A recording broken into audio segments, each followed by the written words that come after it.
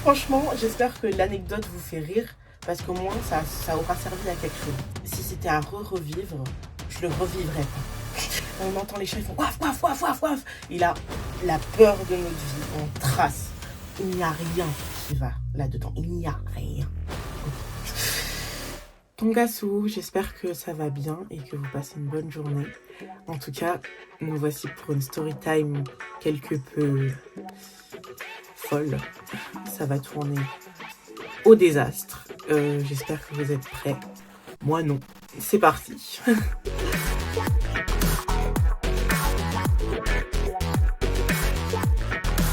Je tiens à préciser que je suis en co-front avec Kira. Il y a aussi Nora et Lune pas loin. Mais voilà. Donc c'est pour ça que si notre voix aussi, vous inquiétez pas. Alors, ça se passe dans un coin de chez moi. En gros, chez moi, j'habite dans la vallée de Chevreuse et il y a plusieurs plateaux. Et en gros, ici, c'est la vallée et en gros, ça fait des comme ça un peu partout. Il y a plusieurs forêts et il y a plusieurs plateaux où c'est cool de pouvoir se retrouver parce que du coup, il y a plein de coins cosy et plein de coins sympas où on peut voir de la nature, des lacs, les arbres, la forêt, tout ça. C'est très très cool. Et du coup, il y a plein d'endroits où on peut se caler, dont des endroits un peu abandonnés. Et il y a un manoir qui est pas loin de chez moi, qui est abandonné. Et là-bas, il y a beaucoup de personnes qui vont faire des soirées un peu clandestines. Mais des soirées en mode soft, hein, pas des grosses soirées, mais des soirées où tu peux taper du pied ou même passer une soirée entre potes dans un endroit où au moins c'est habité. Enfin, il fait pas chaud, il n'y a pas de chauffage ou quoi, mais au moins t'es dans un endroit, genre. T'es pas juste dehors à galérer. Et en gros, mon histoire se passe en 2020, au moment du couvre-feu. Et je fais pas partie des bases des personnes qui sont sorties énormément pendant le couvre-feu. Mais à ce moment-là, moi, je travaillais, j'allais à la fac, je rentrais vers 18h, 19h et j'avais mon attestation. Et ce soir-là, c'était un vendredi. Et mes potes, ce qui est une personne qu'on va appeler Ghosty. Ghosty parce que elle fait plus partie de ma vie, cette personne. Et on s'est quitté de façon très discutable. On peut débattre dessus pendant des heures, mais c'est pas le sujet de la vidéo. J'en parlerai peut-être dans une autre vidéo. À l'époque, Ghosty, Eski et moi, on était très soudés et on bougeait un peu partout, toutes les trois ensemble. On était devenus très proches les unes des autres.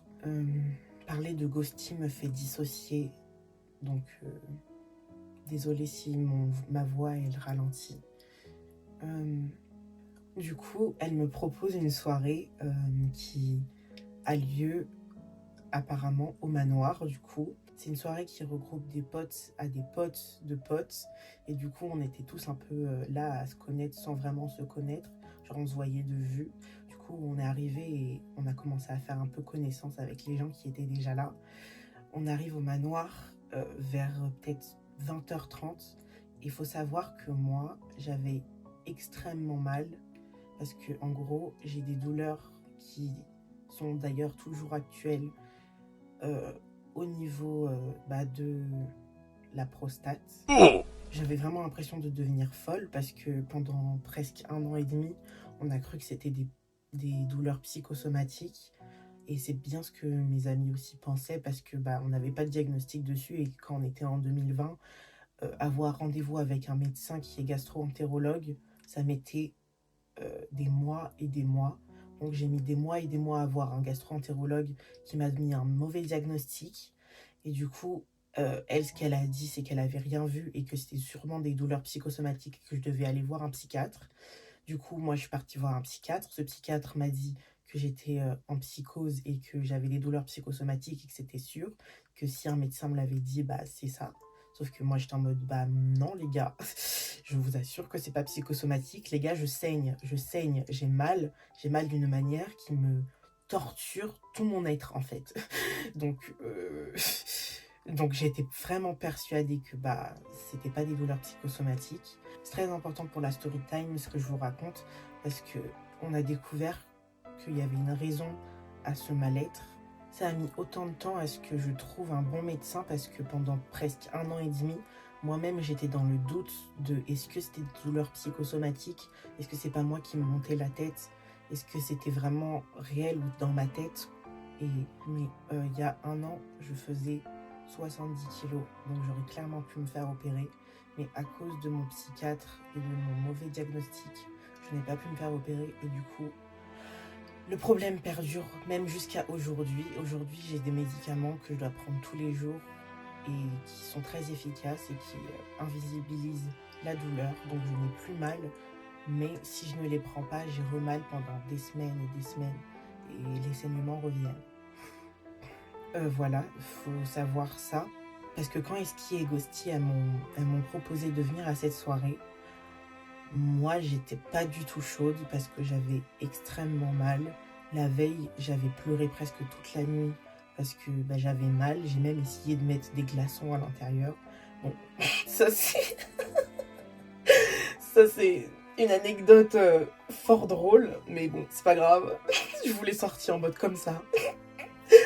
Mais je vous jure que là, j'étais arrivée à un point où je devenais ouf. Genre vraiment, du coup, moi, j'étais en mode, bah non, les gars, je vais pas sortir, en fait. J'ai vraiment mal.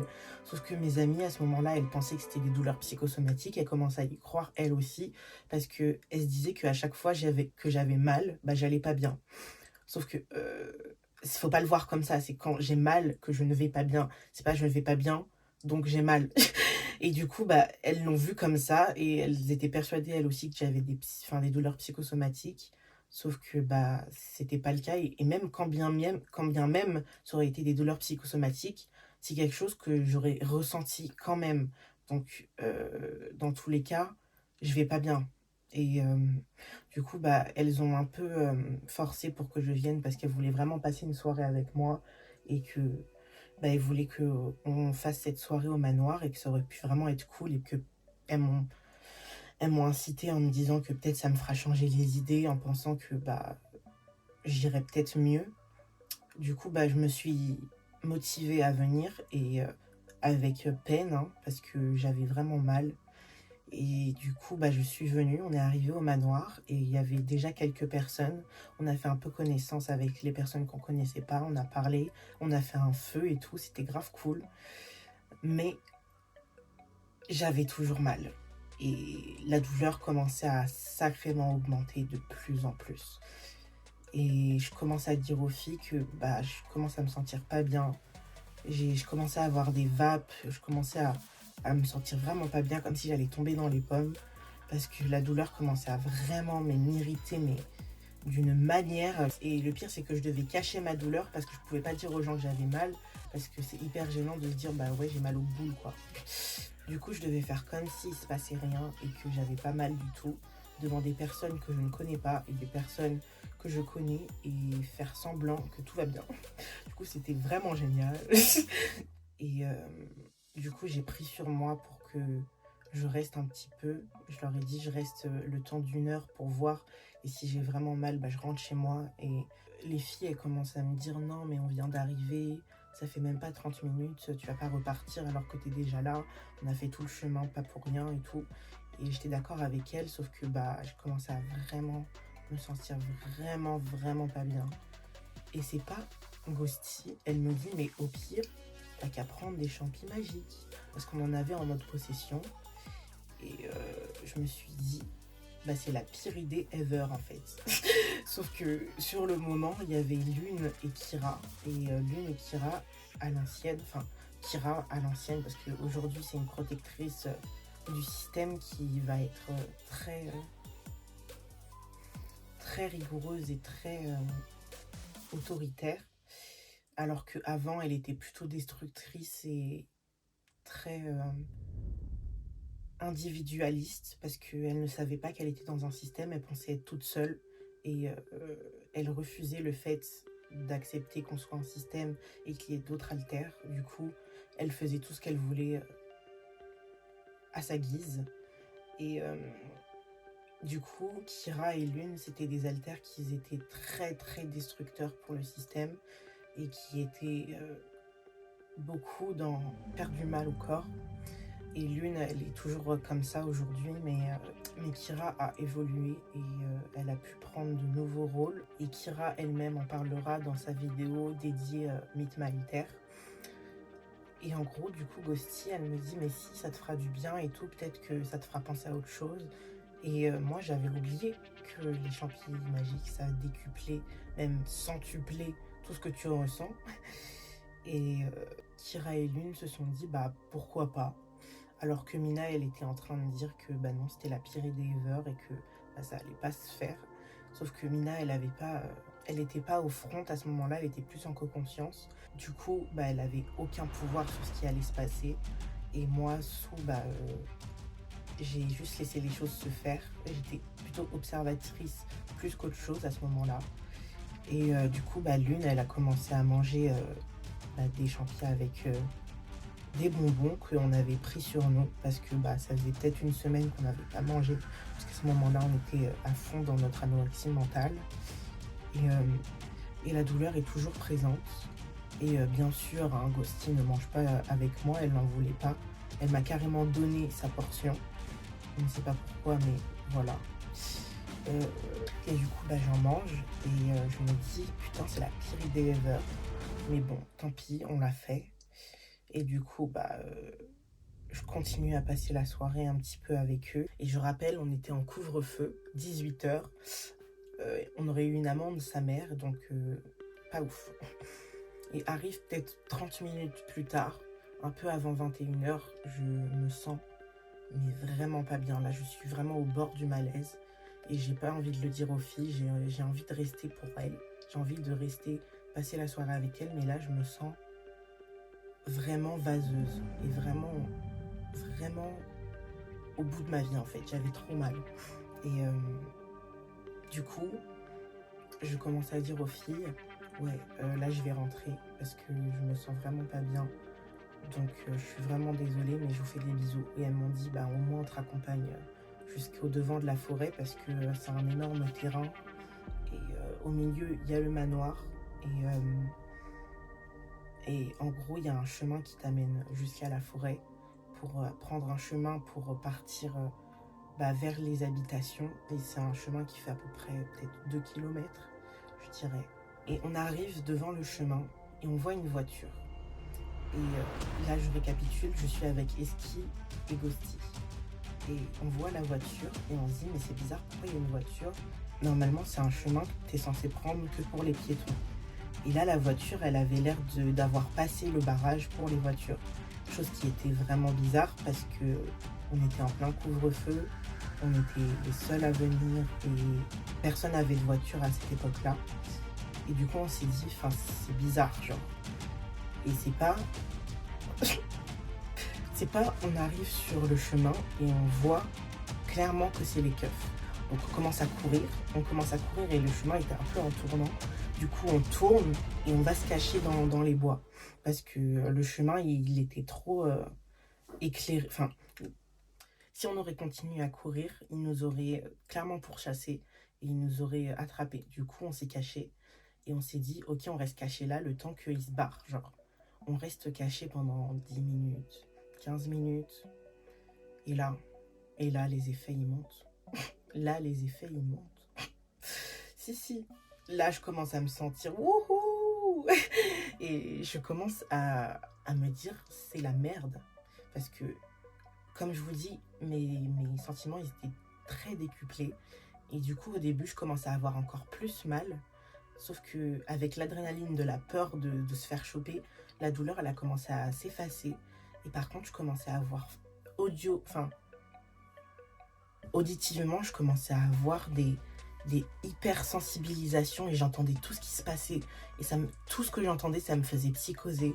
Parce que je me disais, ça y est, ils sont là, ils sont derrière nous. Ou alors je me disais, ça y est, on va se faire attraper. Et j'étais dans une panique mais totale. Parce que je voulais pas me faire attraper. J'étais dans le mal déjà de base. Et là, il nous arrive ça. Genre, je comprenais pas. Parce qu'en fait, après qu'on ait couru et qu'on se soit caché, ils étaient devant notre cachette. Donc dites-vous que de base, ils étaient là. Nous, on est sorti pour aller sur le chemin. Ils ont allumé leur phare. On est parti vers là, on a tourné. Ils nous ont suivis et ils ont perdu notre trace et nous, on s'est caché vers là. Et c'est pas... Ils se sont arrêtés ici. Ils ont éteint les phares de la voiture. Et pendant 20 minutes, ils sont restés comme ça. 20 minutes. On voyait leur ombre. On entendait leur chuchotement. Et on se disait, mais ils vont rester là longtemps. Enfin, moi, genre, ça me faisait péter les plombs. Genre, vraiment, j'étais dans une matrix. Je me disais, mais qu'est-ce qu'ils font? Pourquoi ils restent ici? Pourquoi? Enfin, genre, vraiment, j'étais au bout de ma vie. J'étais vraiment au bout de ma vie. J'étais en mode, mais pourquoi ils sont là? Pourquoi ils veulent nous attraper? Pourquoi? Putain. En vrai, c'était logique. C'était le couvre-feu. T'as pas le droit de sortir. T'as pas le droit de sortir. Et donc, mis l'amende, nique sa mère. Mais là, enfin, le but, c'était de courir et de ne pas avoir d'amende. Et de ne pas se faire avoir pour pas qu'ils nous contrôlent, pour pas qu'ils nous fouillent, pour pas que... Tout ce que tu veux.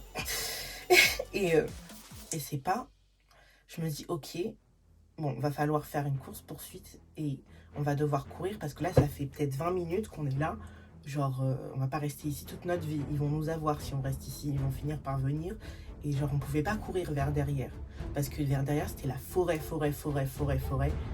genre, on n'aurait pas pu sortir. Genre, on se serait perdu. Du coup, il fallait partir là où ils étaient, courir vers là où on a décidé de tourner pour aller se cacher. Et du coup, moi je dis aux filles, les filles, il faut qu'on y aille. Parce qu'en vrai, on va pas rester là pendant 10 000 ans.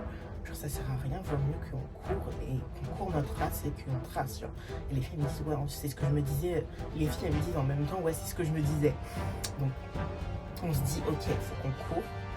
Du coup, je tâte mes poches. Je me dis, ok, il faut que je range tout pour que rien ne tombe. Dans ma poche, vous le sentez venir, mes AirPods Pro. Mes AirPods Pro. La vérité, on commence à se lever. Et en fait, dans l'élan de l'adrénaline et de la panique, et qu'on commençait à se lever pour pouvoir tracer, j'ai totalement oublié de vider mes poches. Et là, on commence à courir. Et on marche un peu en courant parce qu'on était dans les feuilles et tout. Et genre là, ils commencent à rallumer les phares. On voit 2 chiens, 3 policiers qui sont là. Et on les entend. On entend les chiens, ils font waf, waf, waf, waf, waf. Et là, la peur de notre vie, on trace. On a tracé tellement vite. On a couru. Genre, j'ai jamais couru aussi vite, même au 3x500, j'ai pas couru aussi vite. La vérité, j'étais là à côté de ski, on était en train de courir, on courait. Par contre, Ghosty, je l'ai jamais vu courir aussi vite de toute sa vie. Elle a fait une seule bolt, vraiment tellement elle a couru vite qu'on s'est inquiété pour elle. On pensait qu'elle s'était fait choper, mais de l'autre côté, parce qu'on l'appelait, elle répondait pas. Genre on courait, on a couru pendant 15 secondes, on l'a vu s'éloigner dans un écran de fumée. Genre vraiment, je me suis dit, mais elle s'est fait absorber dans une autre dimension. Genre vraiment tellement elle a couru vite que genre elle a disparu en 15 secondes. Genre vraiment. Genre, du coup, il restait plus que moi et Ski. Et on a couru. Et en fait, le truc, c'est que c'est un chemin qui fait peut-être 2 kilomètres, comme je vous disais. Et en fait, on voyait les torches de la voiture et les torches bouger comme si ils couraient après nous. On les voyait, mais de loin, parce que en gros, vu que c'est un chemin qui est en tournant comme ça, bah, on les voyait pas directement, mais on voyait les lumières s'agiter comme ça derrière nous. Du coup, on courait. Et on a couru pendant peut-être 10 minutes, genre sans s'arrêter. Bon, c'est pas énorme, mais genre ça veut dire qu'on a fait peut-être 2 kilomètres en 10 minutes. Enfin, et encore, je dis 10 minutes, mais même pas, genre 5 minutes. 5 minutes, enfin, on a tracé sa mère. On a tracé. Franchement, j'étais au bout de ma vie. J'en pouvais plus. Moi, je suis pas très sportive. Enfin, surtout en termes d'athlétisme. Et la vérité, c'était un souvenir, mais à la fois horrible et à la fois grandiose. Parce que j'aurais jamais cru penser me faire poursuivre par la BAC en soirée, tout en étant totalement foncé sous champi. Non, franchement, ce souvenir, il est ouf. il est ouf. Franchement, c'est n'importe quoi. En fait, tout est n'importe quoi dans cette histoire. Parce que c'est pas, on arrive à la fin du chemin et on retrouve des habitations où c'est une sorte de résidence. Et là, je tâte mes poches et je me rends compte que j'ai pas mes AirPods. Je me rends compte que je les ai pas. Je cherche partout. dans mon sac, partout, dans mes poches, partout. J'ai pas mes AirPods Pro. Et là, bah c'est le drame. Clairement, c'est le drame. Je commence à pleurer, mais comme t'as jamais vu. Enfin, genre, j'en pouvais plus. Je voulais vraiment me faire du mal à moi-même à ce soir-là parce que bah, je me trouvais tellement, mais tellement con d'avoir écouté Ghosty, d'avoir mangé des champis, tellement con de pas m'être écouté déjà de base et de ne pas et d'avoir été à cette soirée tellement avoir perdu mes AirPods alors que je me suis dit faut ranger tes AirPods avant de courir. Enfin, tout faisait que je me sentais mais ouf. Et du coup, je m'en voulais mais tellement. Du coup, je voulais vraiment me faire du mal. En plus d'avoir super mal au cul, j'en pouvais plus. J'étais vraiment au bout de ma vie. Genre, pendant toute la course-poursuite, j'ai pas du tout eu mal. Et je pense que c'est l'adrénaline de la panique qui a fait ça. Mais dès que on a commencé à sortir de la forêt et que on a rejoint la résidence qui est près de la forêt, j'ai commencé à être au bout de ma vie. Au bout de ma vie parce que bah, j'avais perdu mes AirPods. Au bout de ma vie parce que je me sentais trop. Au bout de ma vie parce que je regrettais d'être venue. Et en plus de ça, la douleur, elle a recommencé à remonter. Et là, mais j'étais vraiment au bout de ma vie. Mais vraiment, je voulais juste mourir sur le moment. J'étais au bout de ma vie. Genre vraiment, si c'était à revivre, je le revivrais pas. Genre, il n'y avait rien de bien dans tout ça. Franchement, j'espère que l'anecdote vous fait rire. Parce qu'au moins, ça aura servi à quelque chose. C'est ce que je me dis. C'est pour ça que je la partage avec vous. Parce que cette anecdote, il n'y a rien qui va là-dedans. Il n'y a rien. Ok. Et du coup, bah, c'est pas un par un, tous ils arrivent à sortir de la forêt. On se rejoint dans un parc. Et moi, bah, j'étais vraiment au bout de ma vie. Je leur ai dit, les gars, moi, je rentre chez moi. C'est bon, ça m'a saoulé. Ça m'a pété les couilles. Ça m'a niqué toute ma soirée. Genre, eux, ils étaient là à relativiser en disant, mais non, mais au calme, c'est pas grave. On a réussi à s'échapper et tout. C'est juste des keufs et tout. Enfin, au calme. Oui, ok, mais moi de base je comptais partir parce que j'avais mal sa mère. Je me retrouve foncée toute seule dans une résidence à pleurer parce que j'ai perdu mes AirPods. Mais vraiment, mais j'ai pleuré pendant bien 1 heure et tout. Et eux, ils étaient là à vouloir chercher d'autres soirées, trouver d'autres plans et tout.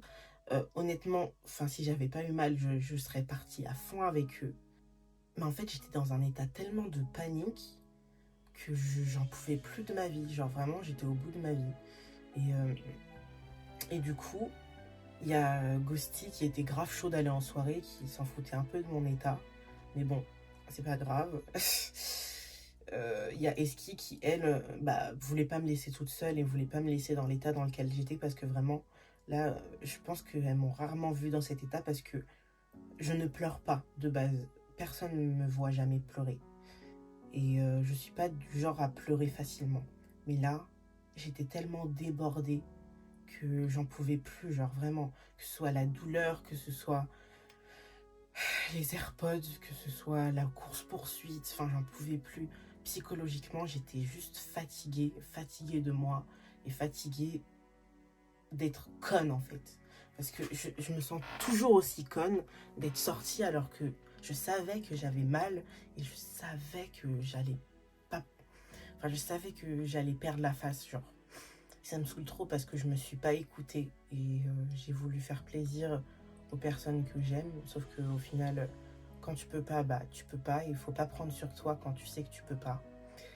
Et du coup, bah je me suis retrouvée dans cette résidence solo à pleurer sur mon sort et j'avais trop la flemme de rentrer chez moi à pied. Donc je suis restée dans cette résidence. Du coup, je me suis dit, ok, je vais dormir là, dehors. Et demain matin, je chercherai mes AirPods. Sauf que j'ai vite changé d'avis. Je me suis motivée à rentrer chez moi à pied. Sauf que j'ai vu les keufs qui étaient encore dans le chemin. Du coup, j'ai pris peur et je suis retournée dans la résidence. Et du coup, c'est pas... Il y a Eski qui m'appelle et qui me dit qu'elle n'est pas partie avec les autres et qu'elle pouvait pas me laisser partir comme ça. Donc Eski, c'est vraiment une vraie amie. Genre vraiment, elle a pris sa soirée et elle a pris sur elle pour rester avec moi parce qu'elle a vu que j'étais au bout de ma vie. Et elle a appelé un Uber et on est rentré chez moi. Et on a passé la soirée ensemble et ça m'a empêché de me faire du mal à moi-même. Donc merci Eski d'être là pour moi, merci d'être là, même, merci d'être toi, merci d'être la personne que tu es. Genre vraiment je t'aime. Cœur, cœur, cœur sur toi. Et du coup, arrive le lendemain, Eski elle rentre chez elle et moi, à ce moment-là, je me dis, je vais faire un tour partout là où on est passé, que ce soit à la cachette, que ce soit à l'endroit où on a couru, que ce soit à la résidence, que ce soit à l'endroit où on est parti au parc rejoindre tous les autres, que ce soit dans le manoir, partout où on est allé. J'ai été au crible, j'ai soulevé chaque feuille, chaque brindille, tout. J'ai cherché partout pour retrouver mes AirPods. La chance n'a pas été avec moi. Je les ai jamais retrouvés. Et personne ne me les a volés parce que j'ai cherché pendant des semaines après à les localiser. Et ils étaient inlocalisables. Du coup, ça veut dire que personne ne les utilisait. Donc ça veut dire que là, il y a une paire d'AirPods Pro avec le boîtier dans la forêt. Voilà. Et en plus, c'est sûr qu'ils sont morts parce qu'on était en plein hiver et il avait neigé. Donc, clairement...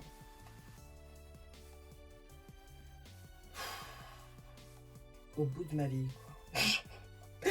Au bout de ma vie. Du coup, quand je suis partie chercher les AirPods, j'ai pris un temps pour aller au manoir. J'ai pris quelques photos et tout. Je me suis posée. J'ai essayé de relativiser sur ma vie et sur les choses. Et anecdote dans anecdote d'ailleurs, cette tente, elle appartient à une personne qui était dans la soirée justement. Et elle a laissé sa tente parce que justement, pile poil au moment où on est parti avec Ski et Ghosty, donc pour sortir et pour m'évacuer parce que j'avais trop mal, pile poil à ce moment-là, les flics ont fait une descente dans le manoir et ils ont attaqué au gaz et ils ont attaqué tout le monde. Et du coup, tout le monde est parti de son côté pour pouvoir retrouver son chemin sans qu'il se fasse attraper par les keufs. Du coup, ils sont tous passés par le chemin ou d'autres chemins. Et on s'est tous retrouvés dans la ville d'à côté. Et du coup, nous, pendant qu'on était cachés, on entendait et on voyait des gens courir. Et on se disait, mais comment ils font pour passer? Il y a des flics qui sont juste devant, genre dans le chemin. Parce qu'ils avaient quand même leur caisse et enfin, c'était très technique. Très technique cette histoire. Et d'ailleurs, du coup, il y avait plein d'alcool dans cette tente. Beaucoup d'alcool. Heureusement que je bois pas parce que, waouh, j'aurais pu me servir. Par contre, j'ai pris des cookies.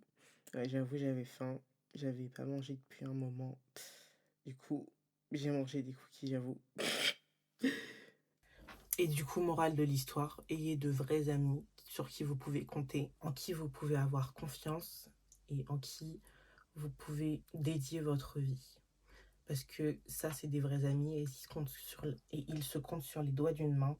Moi, j'ai la chance d'en avoir beaucoup, dans le sens où je sais que je peux compter sur beaucoup de personnes. Et c'est pas la chance de tout le monde. Donc merci à vous d'être là, merci d'être les amis que vous êtes pour moi. Parce que je sais que vous regardez mes vidéos et je vous aime. Et deuxième morale de l'histoire, quand vous savez que c'est une mauvaise idée, restez dans votre délire et écoutez-vous. Et quand vous savez que c'est la bonne décision, suivez cette décision. Peu importe ce qui va être à l'encontre de cette décision, prenez cette décision et suivez-la.